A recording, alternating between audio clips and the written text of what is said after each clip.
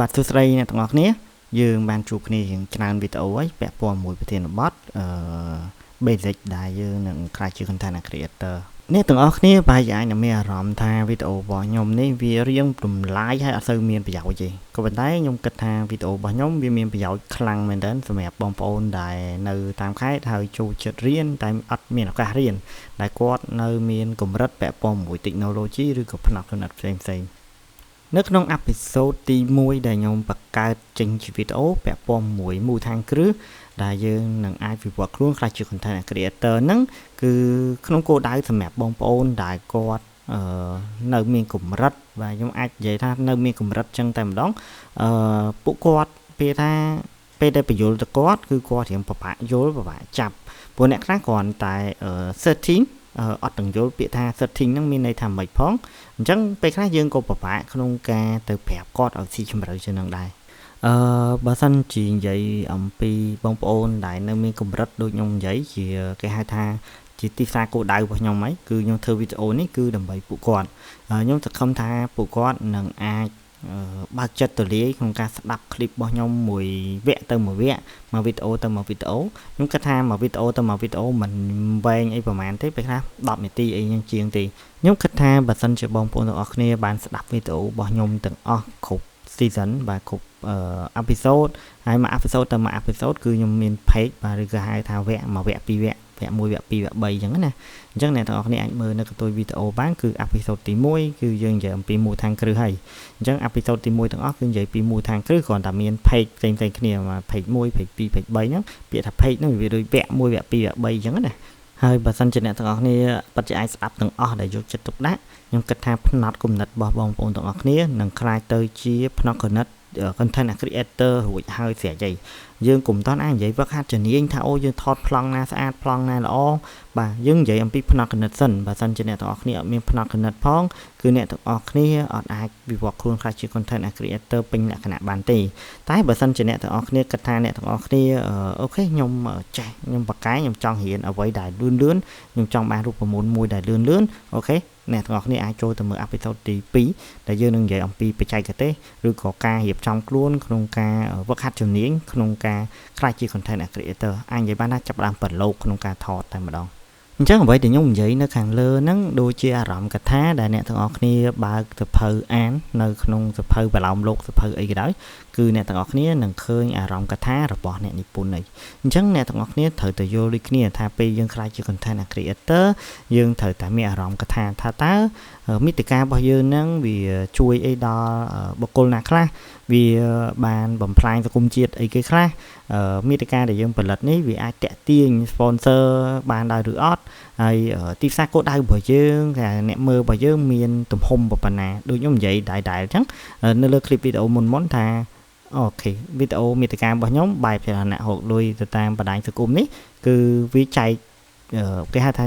ទីផ្សាររបស់យើងគឺវាទូចហើយស្រាប់ព្រោះដោយសារអីអ្នកធ្វើ content អ្នកដែលចាប់អារម្មណ៍អំពីមាតិកាហ្នឹងគឺតិចហើយនៅពេលដែលខ្ញុំធ្វើវីដេអូបែបលក្ខណៈសម្រាប់អ្នកដែលអត់ទៅមានបទពិសោធន៍ឬក៏អាចនិយាយថាគាត់នៅក្នុងកម្រិត low អញ្ចឹងអ្នកទាំងអស់គ្នាប្រហែលជាអាចនឹងយល់ហើយថាវាហិតតែតិចទៀតហើយអញ្ចឹងខ្ញុំអាចនិយាយបានថាបើវីដេអូរបស់ខ្ញុំមាន200 view 300 view នៅក្នុង YouTube បាទអត់និយាយក្នុង Facebook ទេវាអាចថាអូខេសម្រាប់ខ្ញុំហីដែលខ្ញុំធ្វើវីដេអូមួយនេះហើយអ្នកទាំងអស់គ្នាបែរជាឆ្ងល់ទៀតថាហេតុអីបានជាខ្ញុំធ្វើវីដេអូមួយបានតែ2-300 view ខ្ញុំគិតថាអូខេពីព្រោះថា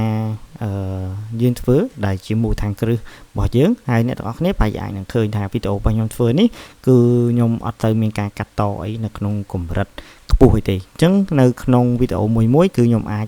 ប្រើពេលវេលាតិចបើសិនជាយើងអាចនិយាយបានថាបើខ្ញុំចំណាយពេលពេញមួយថ្ងៃគឺខ្ញុំនិយាយរហូតខ្ញុំអាចនឹងផលិតបានប្រហែលជា4ទៅ5វីដេអូអាហ្នឹងសម្រាប់ថ្ងៃដែលខ្ញុំមានការ focus បានល្អហើយនឹងខ្ញុំមានចំណេះដឹងខ្លះដែលមិនបាច់ធ្វើការ research បន្ថែមអញ្ចឹងអ្វីដែលខ្ញុំអាចនឹងផលិតបានគឺជាវីដេអូបែបជាលក្ខណៈដូចអ្នកទាំងអស់គ្នាកំពុងតែឃើញអញ្ចឹងយើងអត់មានការកាត់ថតអីញ៉ៃទេក៏ប៉ុន្តែបើសិនជាអ្នកទាំងអស់គ្នាចង់ឲ្យខ្ញុំថតមានមុខខ្ញុំមាន background មានភ្លើងមានការរៀបចំអីមួយចំនួនមានអក្សរ load ដើម្បីមើលទៅកុំឲ្យងុយដេកខ្ញុំគិតថាអូខេធ្វើបានក៏ប៉ុន្តែវាអត់ទៅស៊ីគ្នាជាមួយនឹងគេហៅថា ទីផ្សារគោលដៅរបស់យើងទេពីព្រោះថាទីផ្សារគោលដៅរបស់យើងគឺពួកគាត់មានចំនួនតិចបាទមានចំនួនតិចហើយអ្វីដែលជាអាចថាជាផលប្រយោជន៍របស់ខ្ញុំមកវិញគឺវាតិចដូចគ្នាអញ្ចឹងបើសិនជាខ្ញុំធ្វើវីដេអូបែបជាលក្ខណៈចាយលុយច្រើនពេកខ្ញុំនឹងអាចគេថា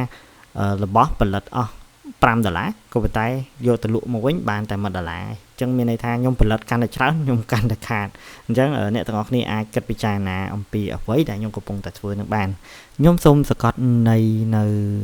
ខាងលើដែលខ្ញុំលើកឡើងមកនិយាយហ្នឹងដើម្បីឲ្យវាមានភាពស៊ីជម្រៅឬក៏មានទម្ងន់ជាងនឹងបន្តិចអ្នកទាំងអស់គ្នាកំពុងតែស្ដាប់វីដេអូខ្ញុំមកដល់នាទីនេះអាចថាវា6នាទីហើយអញ្ចឹងអ្នកទាំងអស់គ្នាបើសិនជាអ្នកដែលគាត់គេហៅថាមានផ្នត់គំនិតហើយស្រេចឬក៏គាត់មានគំនិតដែលជាខ្លួនឯងខ្ញុំគិតថាបាយស្ដាប់វីដេអូរបស់ខ្ញុំទេការស្ដាប់វីដេអូរបស់ខ្ញុំគឺចំណាយពេលវេលាអ្នកទាំងអស់គ្នារហូតដល់ជាង6នាទីដែលអត់ប្រយោជន៍អីក៏ប៉ុន្តែបើសិនជាបងប្អូនទាំងអស់គ្នាបលឺខ្លាំងដែលហើយចាប់ផ្ដើមប្រឡូកនៅក្នុងវិស័យហ្នឹងតិចមានបញ្ហាទៅហើយខ្ញុំនៅសល់ពេលច្រើនណាស់ដើម្បីធ្វើការសិក្សាស្រាវជ្រាវលើវិស័យមួយនេះបើខ្ញុំទៅប្រឡូកភ្លាមខ្ញុំអាចមានបញ្ហាឬក៏ធ្វើទៅវាទៅមកទៅក្រោយអីចឹងណាអូខេអញ្ចឹងអ្នកទាំងអស់គ្នាអាចស្ដាប់វីដេអូរបស់ខ្ញុំដោយមានន័យមានប្រយោជន៍អញ្ចឹងអ្នកទាំងអស់គ្នាយល់ហើយ content គឺវាមានអារម្មណ៍កថារបស់វាគេមានទីផ្សារគោលដៅរបស់វាហើយបើសិនជាយើងមិនមែនជាមនុស្សដែលជាទីផ្សារគោលដៅរបស់គេពេលដែលអ្នកទាំងអស់គ្នាស្ដាប់6-7នាទីនេះគឺអ្នកទាំងអស់គ្នាស្ដាប់ចោលហើយឬក៏ស្ដាប់ហើយយកទៅប្រើចេញជាប្រយោជន៍អត់បានក៏ប៉ុន្តែសម្រាប់បងប្អូនដែលគាត់គេហៅថាមានកម្រិតគឺគាត់ស្ដាប់វីដេអូរបស់យើងហើយគាត់នឹងអាចហៅបែកកណិតឬក៏អាចនិយាយបានថាគាត់មានផ្លូវគាត់មានវេរបស់គាត់ក្នុងការធ្វើដំណើរទៅមុខតទៀតមកដល់ម៉ោងនេះវាអាចនិយាយបានថាវាកាន់តែវែងហើយអញ្ចឹងសង្ឃឹមថាអ្នកទាំងអស់គ្នាអ្នកដែលស្ដាប់វីដេអូរបស់ខ្ញុំយល់អំពីអារម្មណ៍របស់ខ្ញុំដែលខ្ញុំកំពុងតែផលិតមាតិកាទាំងអស់នេះហើយអ្នកទាំងអស់គ្នាប្រហែលជាចាប់អារម្មណ៍ហើយមកដល់វីដេអូមួយនេះរៀងស៊ីជម្រៅទៅហើយអញ្ចឹងវាអាចនិយាយបានថានៅវីដេអូក្រោយទៀតគឺវាចាប់ផ្ដើមមានអីដែលល្អហើយចាប់ផ្ដើមមានអីដែលថ្មីហើយមានប្រយោជន៍ជាងនេះអញ្ចឹងយើងនឹងជួបគ្នានៅវីដេអូក្រោយទៀតទើបអ្នកទាំងអស់គ្នាអាចយល់ពីអ្វីដែលខ្ញុំកំពុងតែធ្វើនាពេលបច្ចុប្បន្ននេះហើយក៏មិនចង់ចំណាយពេលអ្នកទាំងអស់គ្នាច្រើនអូខេយើងជួបគ្នានៅវីដេអូក្រោយទៀតបាទបាយបាយ